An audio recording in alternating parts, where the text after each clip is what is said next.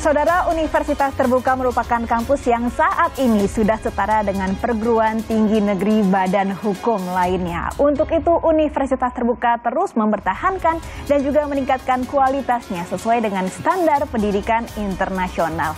Lantas bagaimana Universitas Terbuka mempertahankan dan meningkatkan kualitas pembelajaran secara online? Kita akan bahas selama 30 menit ke depan bersama saya Egit Hafsari hanya di Bincang Kita.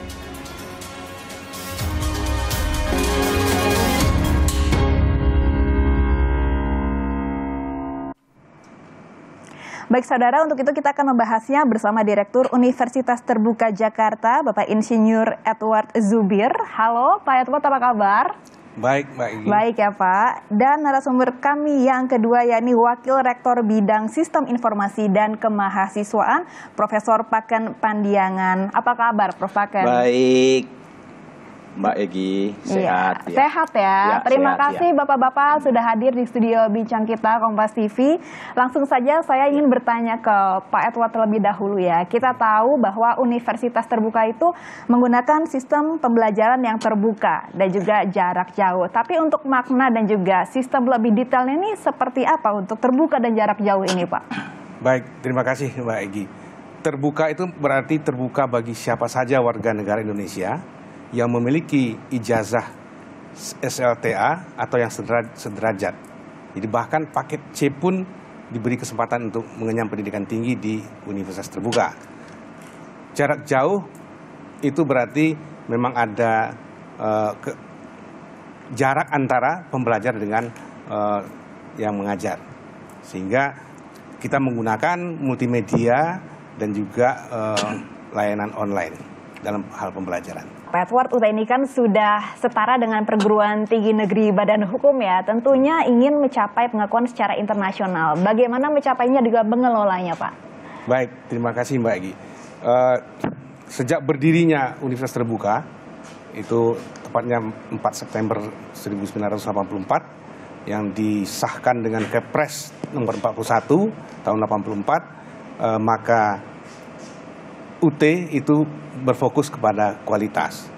Karena UT punya visi menjadi perguruan tinggi jarak jauh yang berkualitas dunia. Sehingga persyaratan-persyaratan untuk mencapai itulah yang diupayakan oleh Universitas Terbuka. Nah, kita lihat ada beberapa pengakuan yang sudah kita terima. Misalnya rekor muri, ada 9 rekor muri. Salah satunya adalah sebagai penyelenggara kuliah online terbanyak. Nah, dari BAN PT juga kita sudah mendapat pengakuan akreditasi dan juga kita juga punya sertifikasi ISO yang memastikan bahwa UT sudah menjalankan manajemen pendidikan jarak jauhnya secara kualitas internasional. Dari pengakuan internasional, kita punya sertifikasi yang dikeluarkan oleh ICDE, yang lembaga Open University tingkat dunia yang memastikan melakukan quality review terhadap pelaksanaan pendidikan jarak jauh yang dilaksanakan oleh Universitas Terbuka. Itu secara berkala mereka akan melakukan quality review itu. Dan selanjutnya kita juga punya ikut di pengakuan di AOU, Asian Association of Open University, di tingkat Asia. Selanjutnya Foundation for International Business Administration Accreditation atau yang disingkat dengan FIBA. Luar biasa ya, ini berprestasi dan juga sudah ada standar internasional yang sudah dicapai ya. Betul. Saya ke Prof Paken. Ya. Mungkin saat ini masyarakat lebih familiar dengan sistem perkuliahan atau pembelajaran yang konvensional ya. Bagaimana Universitas Terbuka ini meyakinkan bahwa walaupun pembelajaran online tapi kualitasnya bisa sama dengan yang konvensional? Ya, betul Mbak Egi. Para mahasiswa dan pemirsa Kompas dimanapun berada di seluruh Indonesia maupun yang ada di luar negeri. Jadi sebagaimana disampaikan Pak Direktur tadi, bahwa kita dalam menyelenggarakan sistem pendidikan terbuka jarak jauh tentu harus menggunakan sistem informasi dan komunikasi. Jadi mahasiswa kita mulai dari mereka melakukan admisi, kemudian registrasi, dan pada akhirnya nanti mereka akan mendapatkan bahan ajar digital, semuanya dilakukan secara online oleh mahasiswa di mana dan kapan saja pun bisa mereka lakukan. Nah, kemudian menambahkan yang disampaikan Pak Direktur tadi, bahwa kita saat ini melakukan kerjasama dengan seluruh Open University yang ada di dunia. Sekitar 2 minggu yang lalu saya masih berkunjung ke Cina, di Beijing. Di sana ada Open University of China, OUC. Mereka memiliki malah lebih banyak jumlah mahasiswa dari kita, ada sekitar 5 juta. Nah, kemudian kita secara berkala juga akan melakukan benchmark, melakukan studi banding bahwa apa yang kita selenggarakan, yang mulai dari proses pembelajaran online, itu sama persis seperti yang diselenggarakan secara internasional. Dan bisa kita pastikan bahwa semua hal proses pembelajaran, ya mulai dari mereka mengikuti tutorial sampai dengan mereka nanti ikut ujian, itu bisa dilakukan di mana saja. Dan bahkan seperti disampaikan Pak Direktur tadi, kita telah memiliki lebih dari 3.000 mahasiswa yang ada di 54 negara di seluruh dunia, dan mereka ketika mengikuti proses pembelajaran maupun ujian itu bisa mereka lakukan di mana saja. Gitu, Mbak Egy. Jadi fleksibilitas ini justru menjadi nilai plus ya Pak ya? Ya, betul, betul ya. Tapi untuk pembelajaran online ini kan tentunya butuh sistem informasi yang memadai. Bagaimana dari Universitas Terbuka meyakinkan bahwa sistem informasi ini harus dengan teknologi tercanggih dan memadai untuk pembelajaran? Ya, betul. Jadi dari sisi teknologi informasi komunikasi kita menyiapkan semua sarana prasarana sehingga dengan TIK itu seluruh mahasiswa kita bisa mengakses proses pembelajaran dimanapun mereka berada. Nah, saat ini kita memiliki 525.000 mahasiswa. Tentu untuk melayani mahasiswa sebanyak ini kita harus menyiapkan teknologi informasi yang sangat handal sehingga mereka dapat mengakses di mana saja. Intinya, dimanapun mahasiswa kita berada, selama di situ ada koneksi internet, maka mereka dapat mengikuti proses pembelajaran yang ada di UT. Jadi mulai dari registrasi sampai dengan proses pembelajaran, sampai nanti mereka mengikuti ujian akhir semester. Baik, bagaimana dengan keterlibatan mahasiswa mungkin dalam bidang akademik maupun non-akademik di UT sendiri, apa yang dilakukan UT dalam mendukung hal tersebut? Jadi UT sebagai perguruan tinggi terbuka jarak jauh yang menyelenggarakan sistem pendidikan jarak jauh, tentu peran mahasiswa yang pertama mereka harus mandiri, kemudian mengikuti proses pembelajaran melalui learning management system yang kita desain di ruang virtual. Jadi di dalam ruang virtual ketika mereka mengikuti proses pembelajaran yang kita sebut dengan tutorial online, setiap mahasiswa akan dimasukkan di kelas-kelas virtual. Nah, bedanya kalau di kelas konvensional mereka akan berada di dalam ruang kelas. Tetapi mahasiswa UT mereka di dalam kelas, tetapi dalam kelas ruang virtual melalui teknologi informasi komunikasi. Sehingga antara mahasiswa dan dosen itu tetap dapat melakukan interaksi, tetapi mereka berinteraksi melalui teknologi informasi komunikasi. Jadi yang kita gunakan sekarang itu melalui tutorial online. Baik, wah dari penjelasan Prof. Paken dan juga Pak Edward sangat meyakinkan ya bahwa kualitas UT itu sudah terjamin. Namun bagaimana kita bisa meyakinkan kepercayaan masyarakat bahwa UT adalah PTN yang memang sudah berstandar internasional. Nah, itu hal yang penting juga. Nah, kita akan simak selanjutnya sesaat jeda berikut.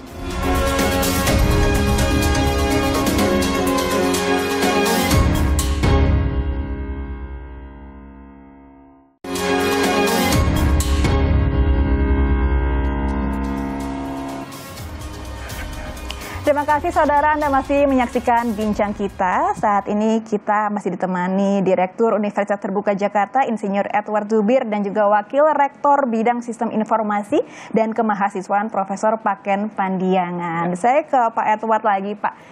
Baik, Pak Edward, lantas bagaimana kontribusi dari UT Jakarta untuk terus menjaga reputasinya baik di tingkat nasional maupun internasional? Ya, UT itu memiliki kantor penjaminan mutu yang melakukan kegiatannya memastikan setiap 6 bulan sekali kita akan dievaluasi, dilihat apakah sudah on the track atau sudah keluar dari jalur. Sehingga dapat dipastikan kegiatan yang dilakukan oleh UT Jakarta itu sesuai dengan aturan yang sudah ditetapkan. Baik, let's say ya Prof. Paken, ada mahasiswa mungkin dari jenjang S1 ingin melanjutkan studi master atau S2 di luar negeri. Nah, apakah ada semacam sistem integrasi di antara keduanya untuk dari S1 ke master ini, Pak? Ya, betul Mbak Egy. Jadi saat ini UT memiliki 46 program studi, 38 diploma dan sarjana, kemudian 6 program S2 dan 2 program studi untuk program S3.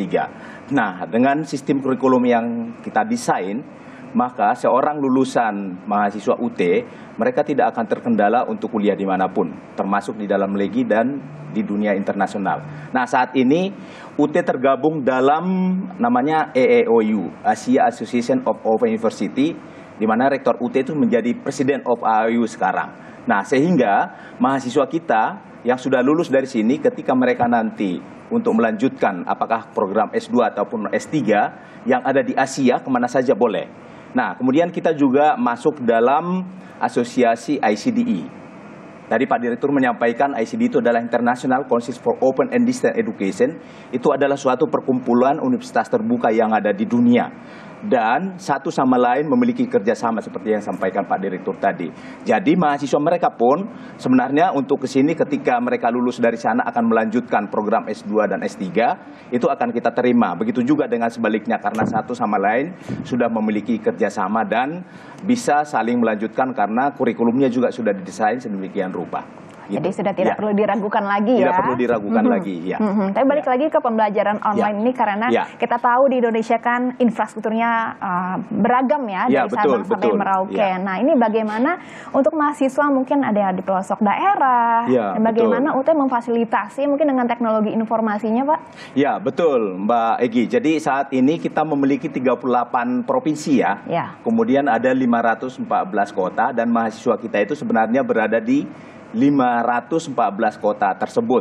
Nah, daerah-daerah itu ada mulai dari perkotaan, kemudian sampai dengan kabupaten kota, bahkan sampai ke pedesaan di daerah terluar dan tertinggal.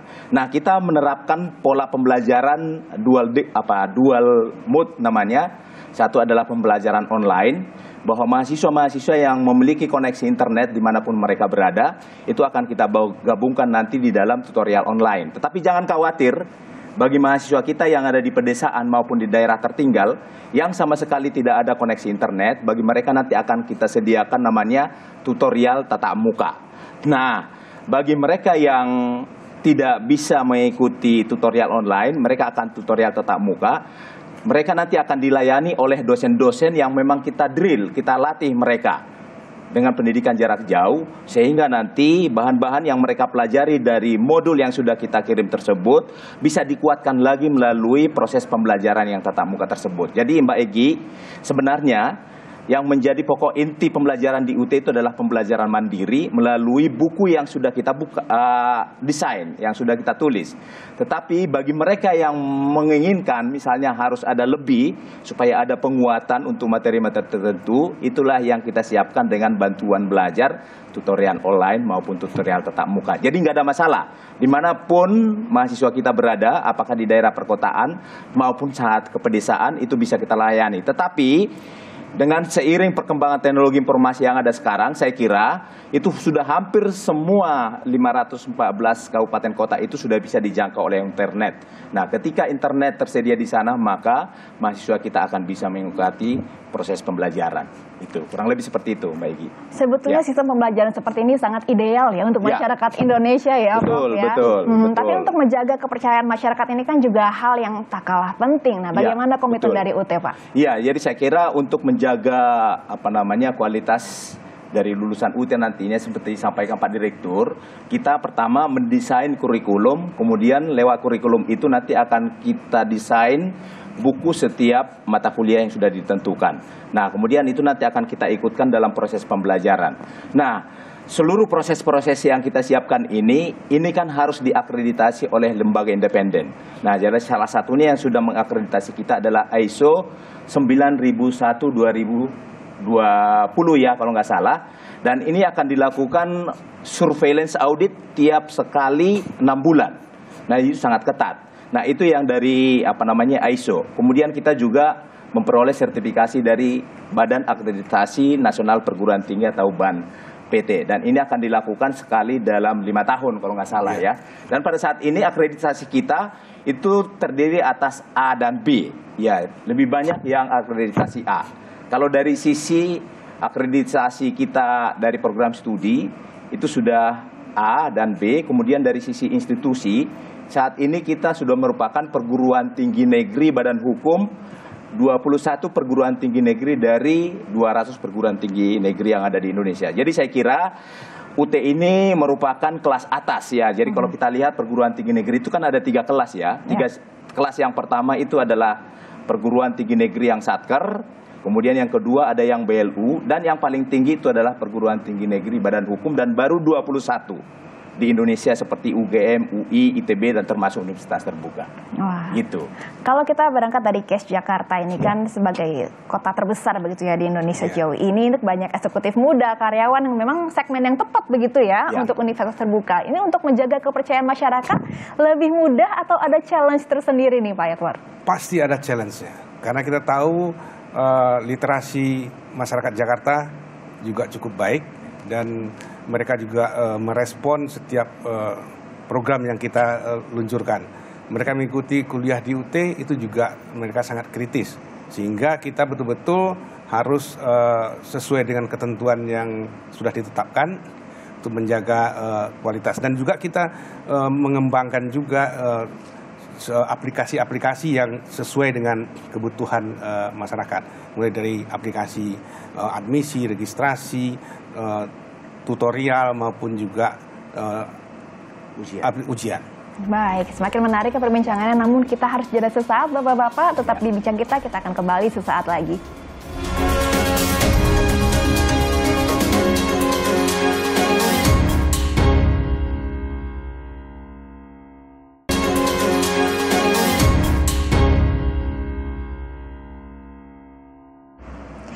Masih di Bincang kita, Saudara, dan kita masih melanjutkan obrolan terkait pengakuan dunia internasional pada Universitas Terbuka sebagai kampus negeri dengan pembelajaran online yang berkualitas. Saya ke Pak Edward.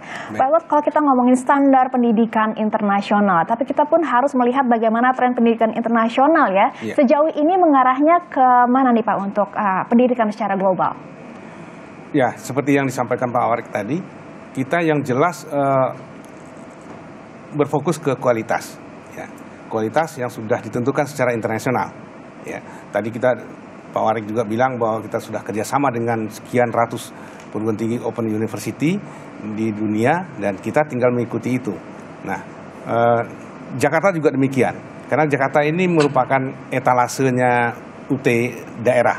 Ya, salah satu UT yang terbanyak mahasiswanya. Jadi benchmark ya, gitu. Iya, betul. Jadi kalau melihat UT itu mungkin lihat Jakarta, kalau Jakartanya kurang baik, berarti ke daerah kemungkinan begitu, karena sebagai etalase.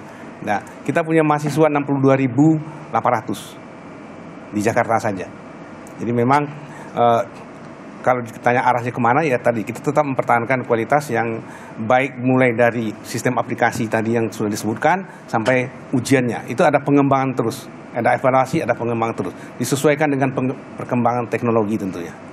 Ini dari 62.000 ya mahasiswa di Jakarta saja. Ini berapa persen diantaranya yang karyawan dan berapa persen yang mungkin lulusan SMA dan melanjutkan ke S1? Kita lihat yang berumur 25 tahun, 18 sampai 25 tahun, itu sudah 40% kalau nggak salah ya. Sudah cukup banyak, dan nanti yang sampai umur 30 berikutnya. Ya, jadi sekarang Jakarta itu banyak mahasiswanya itu dari Gen Z dan milenial. Betul. Nah, yang kolonial tinggal hanya 5%. Beda tipis ya kolonial sama milenial ya, Prof ya. Baik, memang ini fleksibilitas ini salah satu nilai plus ya yang ditawarkan ya kepada calon mahasiswa. Ini saya juga jadi tertarik gitu ya, Pak ya. Tapi untuk mobilitas maupun secara nasional dan juga internasional, bagaimana dari UT Jakarta mendukung hal tersebut? Ya, kita mendukung mahasiswa untuk mendapatkan beasiswa yang mandiri maupun juga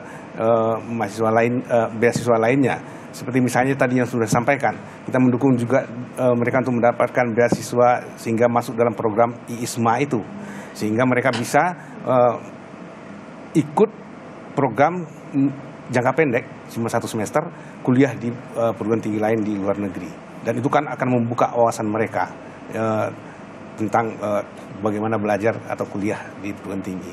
Saya kira itu kita mendorong ke arah sana untuk mahasiswa ya.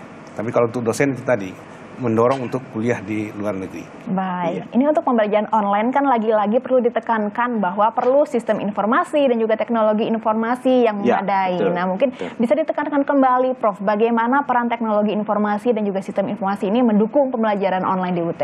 Iya, betul. Jadi saat ini dengan modus pembelajaran yang kita berikan dengan tatap muka dan online, yang bebas dipilih oleh mahasiswa, tentu tergantung pada teknologi informasi komunikasi.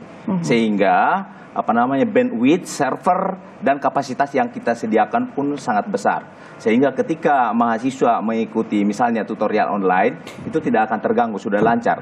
Selama di situ ada koneksi internet, maka pada saat itu juga mereka bisa ikut tutorial dan ikut proses pembelajaran di UT.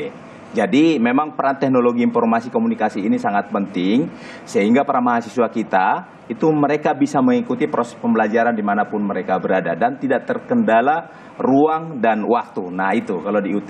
Jadi jargon di kita itu adalah higher education open to all. Jadi pertama kita akan memberikan kesempatan kuliah kepada siapapun yang menjadi warga negara dunia, tapi khususnya untuk negara Indonesia, dan mereka bisa mengikuti proses pembelajaran dimanapun mereka berada. Gitu. Menarik sekali ya. Nah, Pak Edward, kalau saya dengerin penjelasan dari Prof. Paken dan Pak Edward, kayaknya saya pengen daftar gitu ya, lanjut kuliah. Tapi mungkin dari saudara Kompas TV yang masih mempertimbangkan, saya mau melanjutkan pendidikan, tapi terhambat fleksibilitas waktu, mungkin bisa diyakinkan kepada saudara Kompas TV yang menyaksikan? Oh, sangat bisa. Bisa.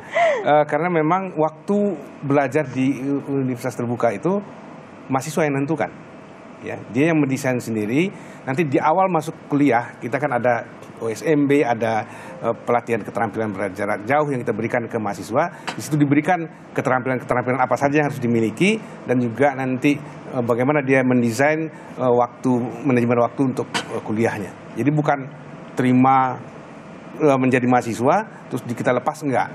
Ada 4 kegiatan yang kita berikan yang harus diakses oleh mahasiswa, sehingga itu akan membantu mereka dalam hal tadi itu waktu maupun juga bagaimana menguasai materi, karena otomatis untuk belajar mandiri itu memang harus ada keterampilan tertentu yang harus dimiliki, dan itu kita berikan di awal.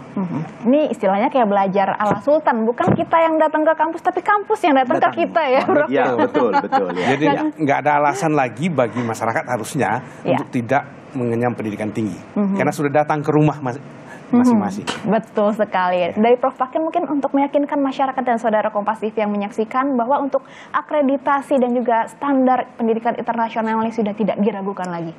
Nah, sebagaimana kita ketahui bahwa pemerintah memberikan 3 mandat kepada Universitas Terbuka sejak didirikan pada tahun 1984. Mandat yang pertama adalah karena keterbatasan kuota perguruan tinggi negeri, maka yang tidak tertampung di sana, walaupun sebenarnya mereka pintar, tapi karena kuotanya terbatas, maka yang selebihnya bisa masuk ke Universitas Terbuka. Kemudian yang kedua, dari sisi wilayah. Sebagaimana kita ketahui bahwa masyarakat kita itu tinggal di daerah-daerah pedesaan tertinggal dan terdepan. Nah, bagi mereka, karena UT yang sudah hadir untuk menjangkau mereka, itu sudah nggak ada alasan lagi tidak kuliah di perguruan tinggi negeri dan masuk ke Universitas Terbuka. Kemudian mandat yang ketiga adalah karena keterbatasan ekonomi. Sebagaimana kita ketahui bahwa masyarakat kita dari sisi ekonomi itu cukup banyak yang terbatas. Tetapi dengan biaya yang terjangkau di UT, ya misalnya per SKS hanya 36.000 sampai 50.000 rupiah per SKS. Kemudian kalau yang SIPAS atau namanya sistem paket semester itu hanya 1,3 juta rupiah per semester, itu sudah termasuk buku. Nah, dengan biaya yang sangat terjangkau tersebut, maka mereka bisa masuk kuliah ke Universitas Terbuka. Jadi tidak ada alasan lagi kepada masyarakat kita dimanapun mereka berada tidak kuliah karena keterbatasan kuota perguruan tinggi, karena mereka tinggal jauh dari perkotaan, dan karena alasan ekonomi. Baik, terima kasih bincang-bincangnya untuk dua narsum kita hari ini, Wakil Rektor Bidang Sistem Informasi dan Kemahasiswaan Profesor Paken Pandiangan, dan juga terima kasih untuk waktunya Direktur Universitas Terbuka Jakarta Insinyur Edward Zubir. Semoga dari penjelasan tadi ini bisa memacu dan juga memotivasi masyarakat Indonesia untuk terus mengenyam pendidikan setinggi mungkin dan sadar akan pentingnya pendidikan ya, yang bukan hanya fleksibel namun juga berkualitas ya. Fleksibel tadi bisa dilakukan di mana saja saja, kapan saja, tentunya melalui perguruan tinggi negeri yang diakui di skala internasional, yakni universitas terbuka. Baik saudara, tidak terasa sudah 30 menit saya menemani Anda. Terima kasih sudah menyaksikan bincang kita. Sampai jumpa.